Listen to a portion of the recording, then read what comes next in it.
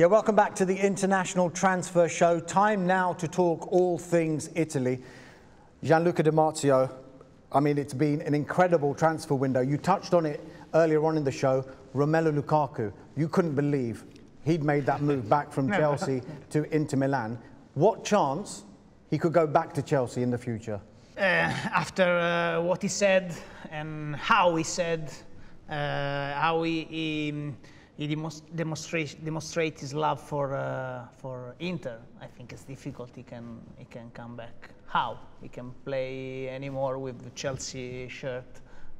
He did everything to come back to Inter, and so I think that Chelsea and Inter will find a new solution, probably another loan, or I don't know, but I think it's really unlikely that he can come back. So he's alienated a lot of the Chelsea fans, but when he went to Chelsea originally, he alienated a lot of the Inter fans. What's the relationship like now that he's back? No, I think it's good. I think it's good. He started in a good way. Then he had an injury, but people can forgive and forget. So, and fans too. And so I think now the relationship is really good. Yes. What about the money though? The money? The money. I mean, Chelsea. He left a lot of money. Right, Chelsea paid what, almost £100 million for him, but they're going to lose all that money? No, because in this deal, Inter paid 8 million for loan, and then probably they will pay another 10 million for another loan next year, and then the price will be less and less if Inter will buy back Romelu. Well, one player who did leave Italy, Marc, and went to the Bundesliga was Matthijs de Ligt. Yes. Now, I know we said that Bayern Munich are a different case compared to all of the other clubs in the Bundesliga, and they are maybe comparable to the Premier League, but how big a deal was that? It was huge in Germany, and yes, Bayern Munich can compete with other teams with the Premier League, but if you play for Bayern Munich, you have to play in the Bundesliga. And this is sometimes for one player not the top target, but Matthijs de Ligt was the top target for Bayern Munich since a couple of years. Hasan Salihamidzic tried to get him a couple of years ago when he moved to Juventus, and he fits perfectly into the system of Julian Nagelsmann, and so yeah, I think it's a perfect fit. He gave his first interview in German, and everybody loves him in Germany so far. So I think it's his last chance to become a world-class defender, because Juventus didn't work out so perfectly. So we will see, but I think it's a perfect fit. Were Juventus quite happy to say? They managed to get De Ligt, even because in Juventus now started a new era with less salaries, and De Ligt had a salary of, I think, 12 million euro net in Juventus, and no players now, not even Pogba or Di Maria or Vlahovic or Paredes, they earn the money that De Ligt had in Juventus. So Juventus now started a new strategy with players that have to earn maximum 8, 9, 10 million of euro net for a year. That's different at Bayern Munich. Bayern Munich don't want to pay a lot of fees, but the salaries are pretty good at Bayern Munich in general. What about, we were talking about Juventus and Bayern Munich. They were both linked with a move for Cristiano Ronaldo. But did you ever see a chance that Ronaldo could come to Italy, or he could go to Germany? No chance at all, because his salary is too high. I mean, around 30 million net, so that is too high, and everything is focused on Cristiano Ronaldo if he comes to a team. And in Germany, through the last decades, never the world-class players, the top players played in the Bundesliga, except Robert Lewandowski, okay? But this is not the German way of building up a team. So Cristiano Ronaldo, not a good fit for Bayern Munich, and not a good fit for Dortmund. What about Napoli? No, Jorge Mendes' plan, desperate plan, was to put Cristiano in a Champions League team. He tried with AC Milan because he wanted to put Leao in Paris Saint-Germain or Chelsea, and then he said to AC Milan, if I put Leao there, I can give you Ronaldo. But AC Milan didn't want to let Leao go, and the strategy of AC Milan is young so they didn't want to have Cristiano Ronaldo in the team. While with Naples, Jorge Mendes and De Laurentiis, they have a very, very good relationship. They talk every day. And there was a moment that Mendes said to De Laurentiis, I arrived with an offer of 100 million euro for Osimhen, and so if Osimhen will go to Manchester United, I give you Ronaldo on loan. And Napoli said, okay, if Manchester United pays all the salary of Ronaldo, and if they arrive with 120 million euro for Osimhen, we can talk. But this offer never arrived in Naples. Surprise.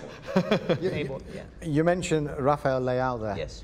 And you talked about him earlier on in the show about how close potentially he was to going to Chelsea.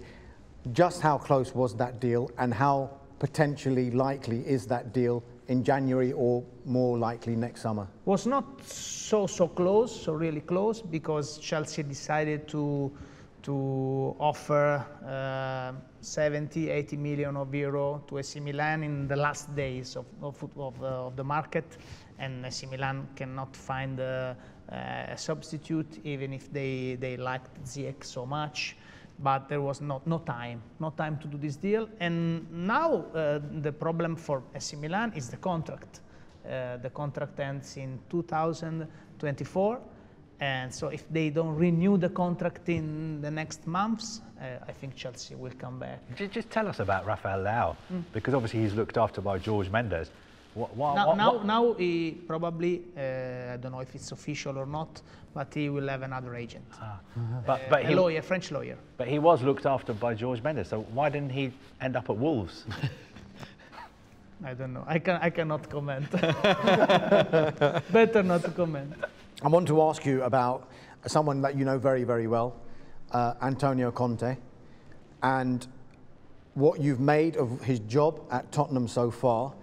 And should Tottenham fans be in their heads planning long-term with Antonio Conte as their manager? But with Antonio Conte, it's difficult to plan long-term, but because he always wants to win. So if the club will follow him, and I think in this summer they followed him, buying not only young players, but even Perisic, so if they follow him, I think he can stay. But otherwise, even when he arrived in Inter, after 2 years, he said, no, I cannot stay anymore.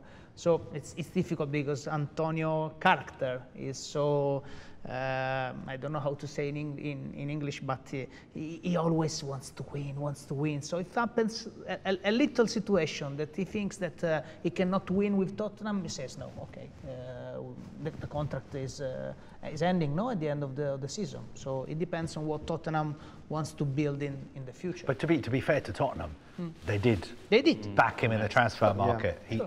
He said, I want this backing, And I want these players. Antonio did too, because a player like Kulusevski is playing in an amazing way because Antonio Conte is his coach. Because in Juventus he was a mystery. And yeah, what's the view there? Because Bentancur and Kulusevski are central to everything Tottenham are doing. Yes. So what's the view in Italy? Why did they get rid of these players? In Juventus, because Bentancur was too many years playing in Juventus, and he needed probably a fresh adventure.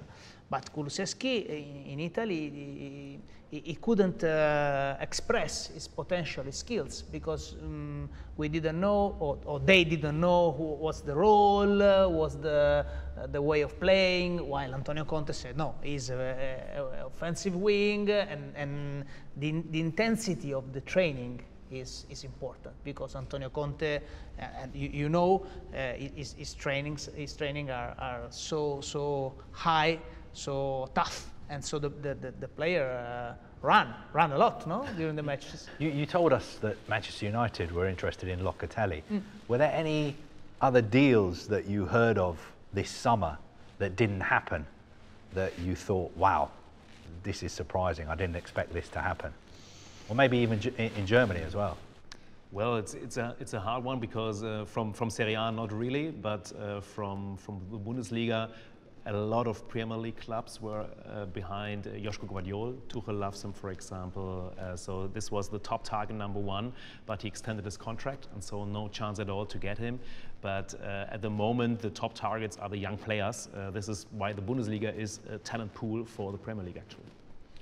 I think Koulibaly, probably Koulibaly. I thought Koulibaly could go to Barcelona because his priority was Barcelona. Barcelona wanted him. His agent is so close to Barcelona, Fali Ramadani. And so I thought that Koulibaly could go to Barcelona, but Chelsea was so quick and they bought Koulibaly in the right moment.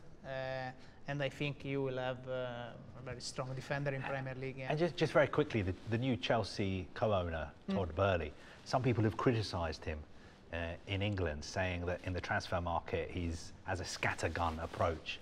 Like he's trying to buy everything. What is the opinion of, for instance, the agents and the clubs in Italy to the way he's operated? Because it looks like he's bought some good players. Yes, all sports director in Italy, they have a good opinion, probably because he answers the phone. And spends lots of money. They know that if they have to speak with Chelsea, they call Todd, and he answers, and they can do the deals. Well, probably before was a long situation. Now, complicated. Yeah, complicated. Yeah. Now I think they have a very good relationship with him, and I can confirm that he's like the sports director. He talks about transfers. So he does all the deals? Yes. What you heard in Germany from the market is that Chelsea and Todd Boehly, for example, and Manchester United with new staff was totally different in the market than the years before. They found a lot of players, a lot of agents, had a long short list, yeah. And so maybe if you're new in the market, you have to do it like that. So no front, but you could realize that big teams acted in a different way than before. Marc, Kaveh, Gianluca, fascinating stuff. Coming up after the break in our final part, we'll be talking all things Manchester United. They had a quiet window, didn't they? And we'll also be talking about those sliding doors moments. When did a signing happen and what impact could it have had it happened? Stay tuned.